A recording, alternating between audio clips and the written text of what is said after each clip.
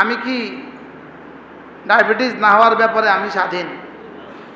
আমি ইচ্ছে করলেই ডায়াবেটিস হবে না, আমি ইচ্ছে করলেই প্যারালাইসিস হবে না, আমি ইচ্ছে করলেই হার্ট স্ট্রোক হবে না। এখানে কি আমার কোনো এখতিয়ার আছে? হাজারো বিষয়ে আমাকে আল্লাহ তাআলার ইচ্ছার অধীন বানিয়েছেন। 2-4টা বিষয়ে আমাকে স্বাধীনতা দিয়েছেন। যদি সব বিষয়ে আমাকে ইচ্ছার অধীন বানাতেন তো পৃথিবীতে একজনও মোমেন থাকতো না। একজনও কি থাকতো না বলেন? মোমেন থাকতো। আমাকে যদি মুখতার বানাতেন সর্বসাকুল্যে, আমি যদি মুখতার থাকতাম, মুখতারের বাংলা কি বলবো? স্বেচ্ছাচারী। যদি আমি আমার এখতিয়ারের উপরে স্বাধীন থাকতাম সব বিষয়ে, তো একজন মানুষও মোমেন থাকতো না।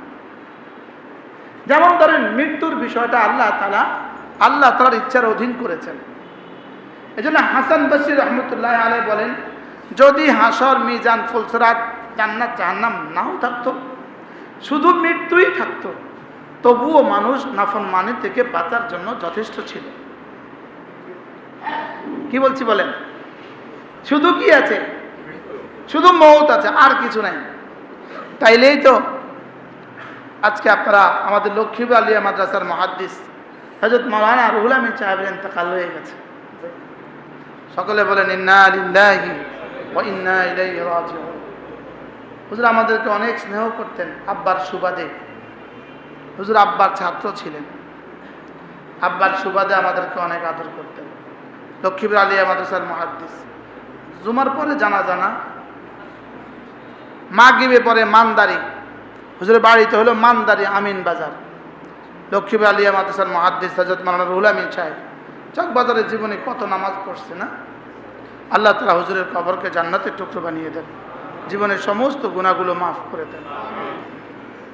তো যদি শুধু মৃত্যুই থাকতো, আর কোনো হিসাব নিকাশ না থাকতো, তো একটা মানুষ সৎকর্মের জন্য যথেষ্ট ছিল, অসৎকর্ম থেকে বাঁচার জন্য যথেষ্ট ছিল।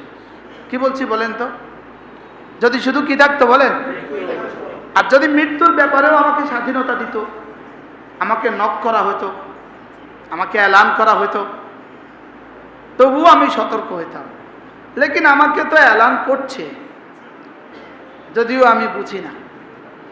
আমার দাড়ি পেকে যাওয়া আমার মৌতের এলান, আমার দাঁতগুলো নড়া আমার মৌতের এলান, আমার চোখে ঝাপসা দেখা আমার মৌতের এলান, ধীরে ধীরে কানে কম শোনা মৌতের এলান, হাতে পায়ে দুর্বলতা এগুলো সব মৌতের এলান, আমার হার্টের দুর্বলতা মৌতের এলান, আমার কিডনির দুর্বলতা মৌতের এলান, আমার লিভারের দুর্বলতা মৌতের এলান, আমার জওয়ানের দুর্বলতা এগুলো সব মৌতের এলান।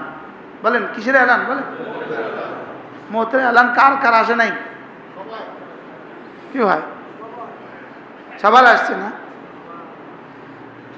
তো আল্লাহ তাআলা বলেন ওয়াহাদাইনাহুন নাজদাইন, আমি তোকে দুটো রাস্তা দেখিয়েছি। শুধু এই দুই রাস্তার ব্যাপারে রব আমাকে মুখতার বানিয়েছেন, স্বাধীন বানিয়েছেন।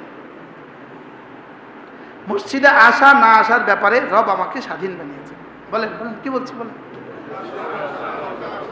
কিন্তু অচিরেই আবার এখানেও পরাধীন করে দিবেন। হাসপাতালে ঢুকায় দিলেন, এখানেও পরাধীন। প্যারালাইসিস করে দিলেন, এখানেও পরাধীন। এখানেও আল্লাহ তাআলার ইচ্ছার অধীন।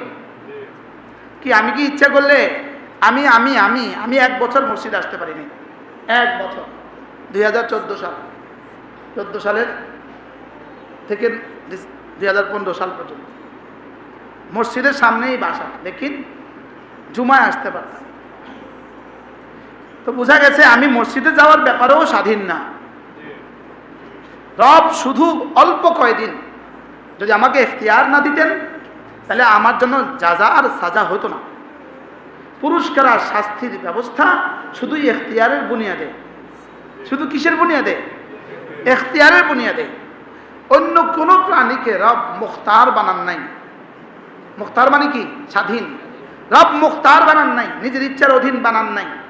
শুধু আমাদেরকে নিজের ইচ্ছার অধীন বানিয়েছেন, তাও আবার সব বিষয়ে নয়, কিছু বিষয়ে। এজন্য যে সকল বিষয়ে আমি মুখতার না, সে সকল বিষয়ে আমার বাড়তি কোনো ফজিলত নাই। মনে হয় বুঝেন নাই? একজন কালো একজন সুন্দর, তো সুন্দর হওয়ার জন্য তার বাড়তি ফজিলত আছে। যে সুন্দর মানুষের নামাজের পুরস্কার ডবল, কি কালো মানুষের নামাজের পুরস্কার কম, এরকম কোনো বিধান আছে? তাহলে বোঝা গেছে আমি লম্বা এই জন্য আমার একটু নামাজের পুরস্কার বেশি হয়েছে, আমি বেটে এই জন্য আমার একটু নামাজের পুরস্কার কম। যে সব বিষয়ে আমার এখতিয়ার নেই সেসব বিষয়ে আমার যাজার সাজা নাই। আমি বুঝাতে পারছি? এই জন্যই তো হাসরের ময়দানে গিয়ে কেউ অভিযোগ করতে পারবে না আপনি আমাকে 30 বছর হায়াত দিলেন কেন, আমার ভাইকে 60 বছর দিলেন, আপনি আমাকে 30 বছর দিলেন কেন? আমি তো পারতাম, যদি আমাকে 60 বছর দিতেন আমি তওবা করে আসতাম, আপনি আমাকে 30 বছর দিলেন কেন? এই অভিযোগ করার সুযোগ নাই। কারণ তোমাকে 30 বছর দিয়ে আমি হিসাব নিকাশ 30 বছরেরই নিব। 30 বছর দিয়ে তো আমি 60 বছরের হিসাব নিব না। আর 30 বছর দিয়ে আমি তোমার 30 কোটি বছর, 30,000 কোটি বছর, 30 লক্ষ কোটি বছর, 30 কোটি কোটি বছর, 30 বিলিয়ন বছর, 30 ট্রিলিয়ন বছর আমি প্রস্তুতি নেওয়ার সময় আমি কি তোমাকে 30 বছরেই দিয়েছি। সুবহানাল্লাহ। এই সূরাটার নাম হলো সূরাতুল বালাদ। আল্লাহ তাআলা আমাদেরকে নেয়ামতগুলোর কথা স্মরণ করিয়েছেন। আমি কি তোমাদেরকে দুটো চোখ দেই নাই? আমি কি তোমাদেরকে দুটো ঠোঁট আর একটা জিহ্বা দেই নাই? আমি কি তোমাদেরকে দুটো রাস্তা দেখাইনি? তাইলে বোঝা গেছে দুই চোখ দেওয়া যেমন আল্লাহ তাআলার দেওয়া এটা যেমন সত্য, দুই ঠোঁট আল্লাহ তাআলার দেওয়া এটা যেমন সত্য, জিহ্বা আল্লাহ তাআলার দেওয়া এটা যেমন সত্য, আল্লাহ তাআলা আমাকে জান্নাত আর জাহান্নামের রাস্তা দেখিয়েছেন এটাও সত্য। এটার বেদায়া যেমন সত্য, এটার নেহায়া তেমন সত্য, এটার সূচনা যেমন সত্য, এটার উপসংহার তেমন সত্য, এটার দুনিয়া যেমন সত্য, এটার ফলাফল তেমন সত্য। রব যা বলেছেন সব সত্য। বলেন রব যা বলেছেন কি সব। এই জন্য আল্লাহ তাআলা বলেন আমি কি তোমাকে দুটো রাস্তা দেখাইনি?